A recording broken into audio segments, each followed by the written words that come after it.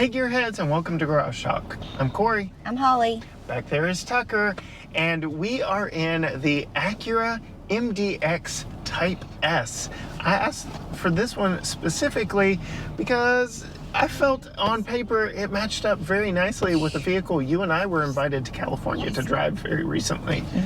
So let's see how this vehicle fits our family of three.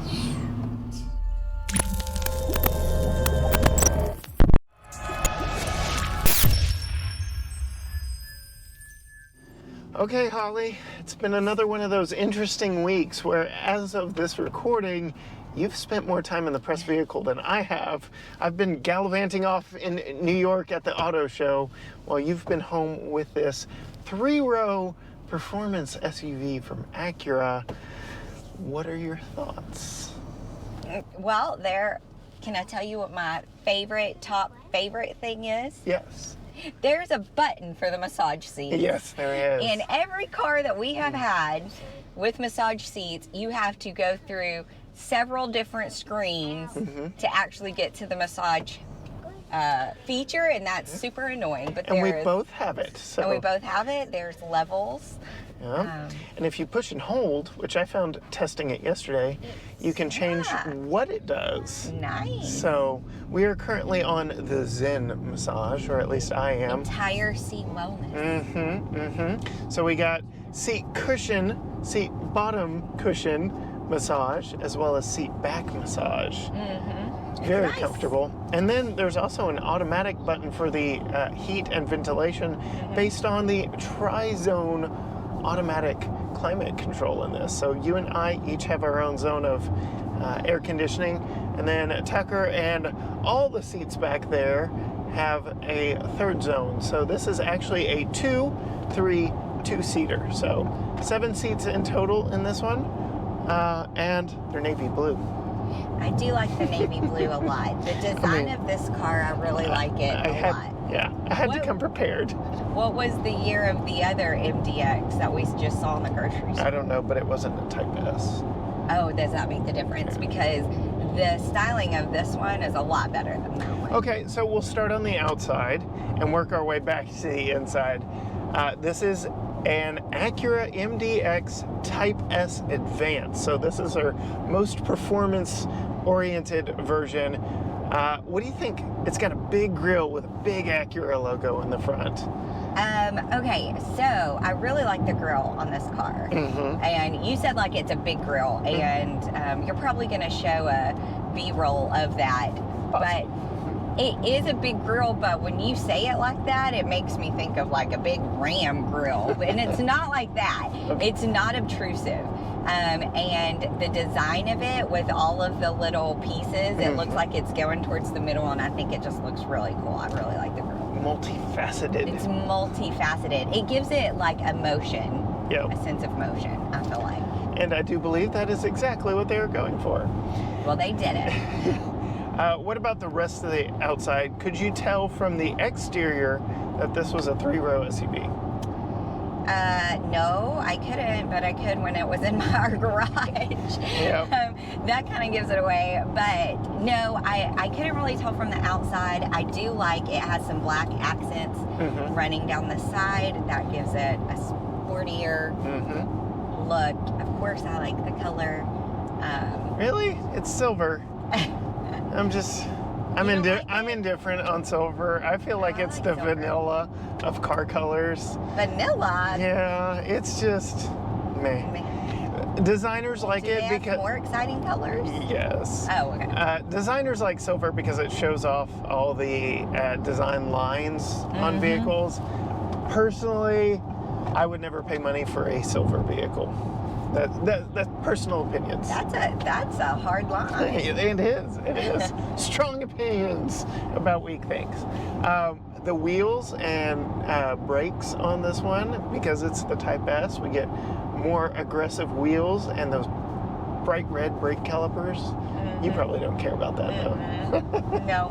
All right, moving inside, we talked about the navy blue, but what about the overall design themes of this? We've got some wood accents. I like the wood accents for sure. and then I like the silver, and it's not like that chrome that gets fingerprints on it. Kind of a matte. It's nice. The material usage in here is really good. Yeah, and the steering wheel has 2 different types of textures, and I like that. How do you feel overall impressions of the steering wheel? I like it. Yeah, it's a good one. It's a good one. It's heated. There are a lot of buttons on there for you to control all the screens and everything. And it's comfortable. Is it button overload? I mean, I'll be honest, I haven't played with the buttons.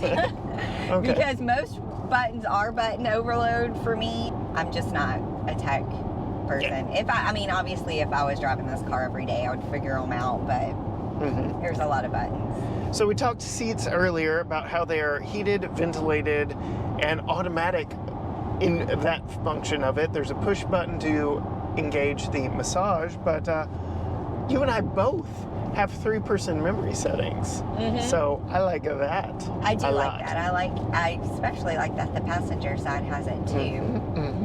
Did you research the issue I had? I have not. So why don't you share your main complaint with these? With the seats? With these seats. I do like that it's 3-seat memory. However, before I had set the seat, I got in the car, set my seat to where it was, did not set the button, got out and got back in and had to completely reset my seat again, which was frustrating because nobody else had driven it. I don't know if that's something that you could switch, but you made the point of, well, why would you ever need anything more? But like, what if my mom borrowed the car for a week or something like that? We loaned it to a family member. I wouldn't want them messing with our seat adjustments. So this is one of those casualties of our job, and the fact that we are constantly in new vehicles every week and we don't own them. So you would get 2 keys with this vehicle, and each key would be set to a driver profile. And so you would have your key and it would remember exactly where it had set for you. No need for you to push the button. It would just know walking up to it. But if you gave that key, like you said, to your mom, it would be set for you when she walked up to it and she could adjust it. But as you pointed out, every time she walked up to the car, say she takes it out to lunch, leaves, comes back to the vehicle to drive it home, it would reset to your settings. Super annoying. Yeah. So no, I did not research if you can change that in the vehicle settings, but yeah, I can see how that would be slightly annoying, because every time I get in it now, because you set your seat to 1 and it is tied to this key apparently, every time I get in it now, it resets itself for you. To 1. So what about the rest of the interior? We've got a 3-person bench back here. Tucker's got sunshades on the side windows there. It's a fairly good family vehicle, right? Yeah, we like the sunshades. Those are nice. The center of the seat rolls down, comes down into a cup holder that has some plastic around it, which I always appreciate because drink spill. And there are 2 different ways to access the 3rd row. There's a button on the side of these seats, and if you're in the back row already wanting to get out, there's a button just over the 2nd row seat's shoulder that lets passengers get out, so they don't feel trapped back there in the 3rd row. Yeah. But while we're talking 2nd row, let's cut to me putting in Tucker's child safety seat back there in the 2nd row. All right, putting a child safety seat here in the back of the MDX is rather nice. It takes advantage of most of the things we like about putting a car seat in an SUV. One downside to this one is the access to the 3rd row involves the back of the seat rest folding forward, which does not work well with car seats. So just something to note, that if you put a child seat in this seat, you're pretty much going to be eliminating the ease of access to the 3rd row from that side. You'll have to do it from the other side of the vehicle. So if you have multiple car seats back here, you're really limiting how many seats in total you have to use. But there are top tethers on that 3rd row seat, so you figure out where the seating position works best for you. But I do want to call out that Acura puts little hard plastic covers over the lower latch points of these. So I like it because it exposes them very nicely and easily, but then you have to figure out what to do with them. For the week that we have our press vehicles, I typically put them in the center console, but if you're planning on owning one of these for any length of time and don't want to lose them, that's up to you. But we'll go ahead and bring my son's forward-facing car seat in, and I'm going to go ahead and throw that top tether back over the back and get that situated, lower this into place. Because of those hard plastic covers, finding the lower latches could not be more simple. They're very wide and open and very easy to locate. And then you've got enough room in here to really get in and tighten that latch or that strap down. And then because it is an SUV, you can slide the seat forward. I wish it went forward just a little bit more, but it does give you enough access to get back here to the back, to attach that rear tether, and then to tighten it down and get it snug as well back here in the back without having to go around to the back of the vehicle. And just like that, you've got your child seat in. I give it a strong A- in this category, again, just because it doesn't really move up enough. And then once you've got it in place, you really can't use the ease of access into that third row. Okay, I've removed Tucker's child safety seat to show you what those lower latch points look like without the plastic covering them, but I will give Acura major points here because the center seat has not one, but two lower latch points in and of itself. And even though when you fold this seat down, it looks like you don't get a top tether anchor point on the center seat, you actually do.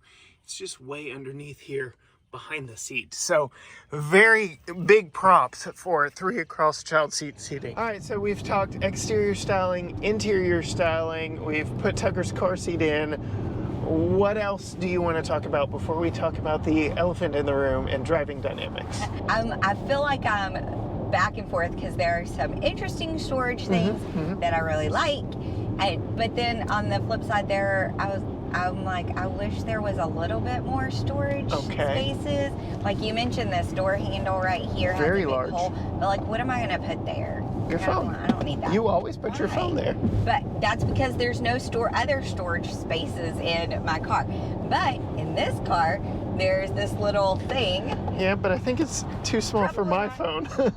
Well, so it works for yours, but for mine. There's the Qi wireless charger that doesn't work right here. Sure, there's the wireless. It doesn't work. You had to hold your mouth just right. My phone's charging now. Within 5 minutes, it won't be charging. But what is this thing? It is a palm rest, so you can access your favorite feature in the touchpad for the controls for the infotainment. Yeah, the palm pad is a little too sensitive. Or the touchpad? The touchpad, yeah, not the palm pad. That's nice. Yeah. The touchpad it's a little too sensitive. Yeah, it's not our favorite interface for interacting with the not touchscreen, the infotainment up here. There are actually 2 trackpads here, one for the little screen here on the side, and you get sound effects anytime you swipe through. Yeah. And you can't get rid of that, which seems a bit much for me. I'm indifferent there. And then you get a larger one for controlling this. Yeah. But I just want a touch screen that I can reach. Yeah, I don't know if this... So it is a touch screen? No, it's not. I don't know if this counts as storage, but I like this little thing. Yeah, the USB-A, USB-C up here. There is a USB-A in the center console. While we're talking storage, much like your Jeep, 2-tier center console storage. But oh my goodness, that's tiny. Yeah, that's why I say I'm back and forth because I like this top part. And I can put some pins here, maybe like a little pack of wipes or something like that you always need. But then the console part is pretty small. Well, it's not gonna hold a lot. If it covers up, if you put anything in it, it covers up the things. If we got rid of your beloved phone holder right here, move the cup holders forward, got rid of this useless wireless charger, then you can have a bigger center console.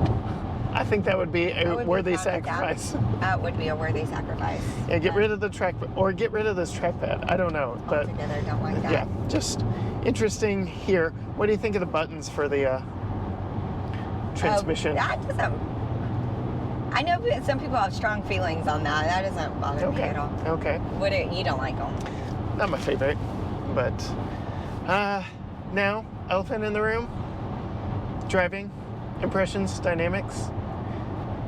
So you've driven a lot of the competition of this, the INFINITI QX60. Oh, yeah. You actually drove that one in ice and snow.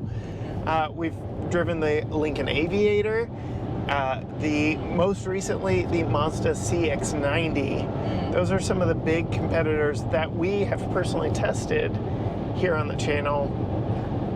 What do you feel of the overall driving character, driving dynamics of this one? It feels like a big vehicle when you drive it. Okay, interesting. Interesting. Because this one does have over 350 horsepower, over 350 pound-feet of torque. They're super handling all-wheel drive, and it is meant to be sporty and athletic. You don't feel not so much? I don't feel sporty and athletic. No? Maybe like accelerating or whatever in sport mode, but it does not, to me, it does not feel like a sporty car. Okay. It feels big. Okay. It is big and it feels big. It is big. It is a 3-row SUV. You noted it felt big in our drive or in our garage, parked where my Chevy Cruze is normally. How would you compare it to, say, the INFINITI or that Mazda CX-90? I definitely liked driving the INFINITI better. Okay.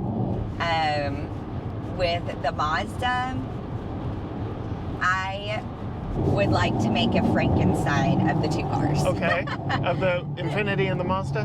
No, of the Mazda and the And this? Okay. Yeah. What would you Frankenstein together? Well, 100% I would bring a massage seat over to the Mazda. Yeah, that one didn't even have massage seats. No. So, yeah. So that would be a must. And for me, I enjoy driving the Mazda better. Yeah.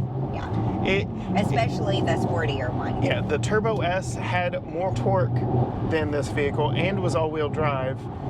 And I can't talk about price just yet because we haven't talked about price on this one. But interesting choice there. While we're talking driving dynamics, there are multiple drive modes. I know you don't typically play with them, but I will go through them all. So we have lift mode. So if you had to take it off-road, which I have in this one, you can do that. It raises the suspension up, which is pretty cool. You can go to snow. So if you were in the same conditions you were in the INFINITI, we've got that here. We've got comfort, which ironically takes away your RPM readings over there on the tachometer. It just says comfort. It's like, you don't need to know that. We're just going to make it a smooth, comfortable ride for you. Then we've got normal, which is what you've been driving in. Sport, and then turn and hold it, and that's Sport Plus. That drops it down to its lowest, most aerodynamic, changes some throttle response, throttle mapping, makes the steering a little tighter. Do you feel the steering's a little? Oh, yeah. Yeah. Interesting. So, a few interesting driving dynamics. If you want to know all about those, check out my video. I have a little bit of fun in this one. But sounds like Holly picks Mazda or INFINITI over this one, huh? Definitely the INFINITI. Yeah.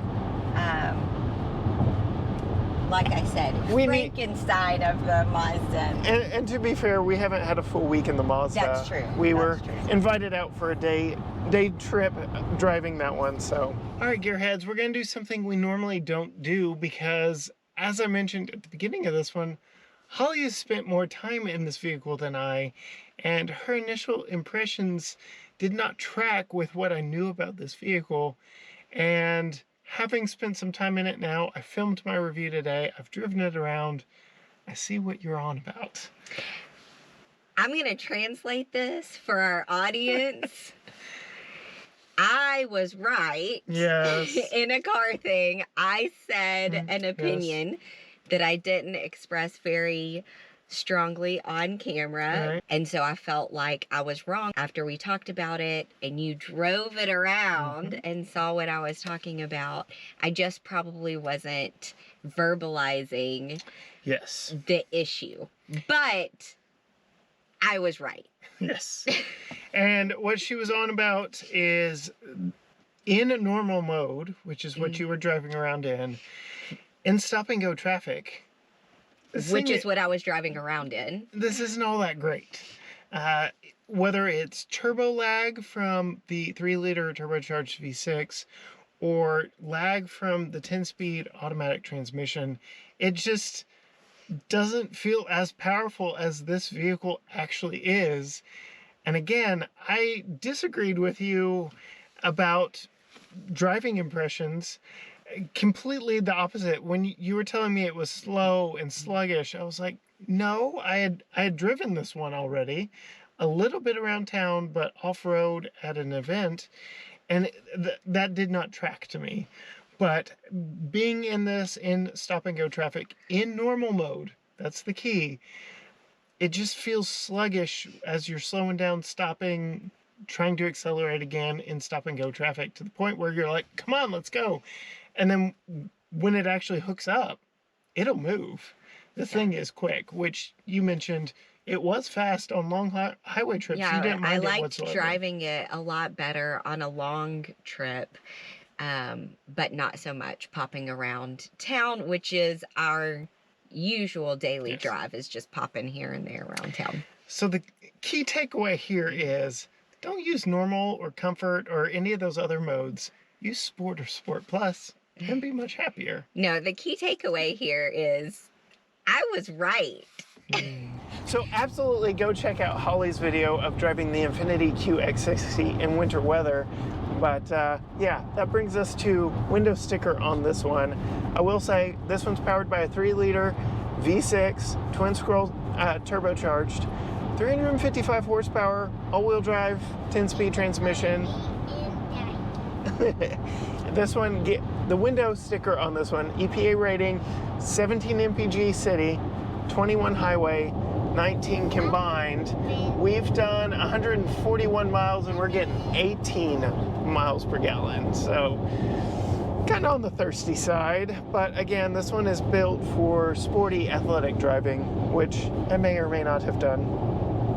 Anyway, what would you say the window sticker on this one is? 65. Incorrect. Oh. 73,595. I can tell by your face you're unimpressed with. So I already know the answer to my next question. Would you pay it for this vehicle? Well, okay, so that is a hard thing to say. Would I myself, us, our family, would this be our car if we're paying $73,000? No. That is the ultimate question. Do I think that it's not worth its value at $73,000? I do. I mean, there's a lot of bells and whistles. The seats are really nice. It's very nicely made. It is very well made. I mean, and there's a lot of features, like you said. It's the sport model. It's got the massage seats. It has the massage seat button. And it's got Honda's build quality and reliability reputation. Exactly. When you get a Honda, you know you're gonna be able to drive it till the wheels fall off. They're gonna take care of you if anything were to go wrong with their like their guarantees are good and stuff like that. So is it worth the 73? It probably is. Just not for us. It's just not for us. All right. And then of course, once you're getting up there in the 70s and the 80s, it opens up a lot of competition, a lot of different. So again, if you want to see our video driving the Mazda CX-90, go check that out on the channel. If you want to see Holly driving in the snow and ice and maybe getting a little slippy slideways in a INFINITI QX60, go check that out as well. If you want to see more from her behind the scenes stuff, and Tucker makes an appearance there too, you can find her on Instagram at Female Consumer. And if you want to see more from me, everything that we're doing, more real time, you can find us Facebook, Instagram, Twitter, TikTok, YouTube. Everything is at GT Garage Talk. You can read more about this vehicle. So some stuff we couldn't get in this video. I can't talk. Get on over to gtgaragetalk.com where you can read the full blog on this one and how it fits our family. But as for us, in the Acura MDX Type S Advanced, until next time, gearheads, bye.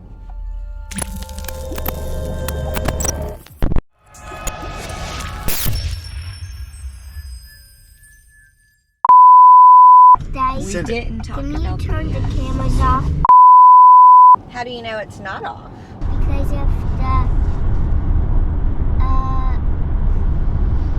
light is still blinking, that means you're still going.